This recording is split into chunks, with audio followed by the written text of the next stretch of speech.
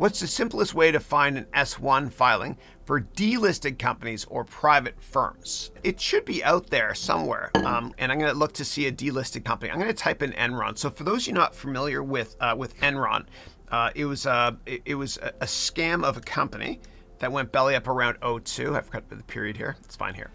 A lot of times when a company gets delisted, or if the share price is too low, a couple of characters are added to the end of a ticker, and they're on the pink sheets. Let me type on Enron.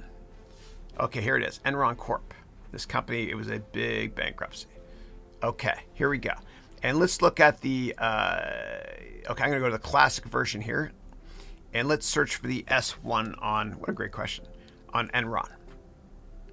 Okay, all right, I can't see it here, but there are a ton of other documents you can look at here. Yeah.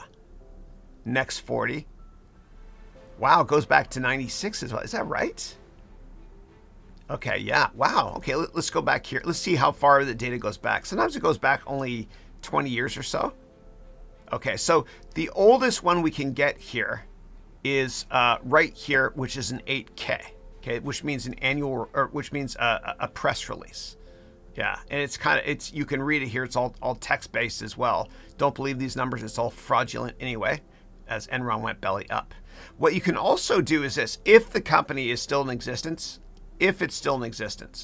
call the company or email investor relations and get them to send you older reports. I did that years ago when I was doing a ton of research on Chipotle Mexican Grill, ticker CMG.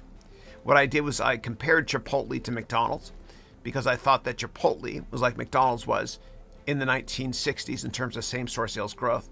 And so I called McDonald's in Chicago at their headquarters, and they sent me all their old annual reports as well, so I could compare and contrast Chipotle to McDonald's. But you got to ask them. That's why investor relations exists.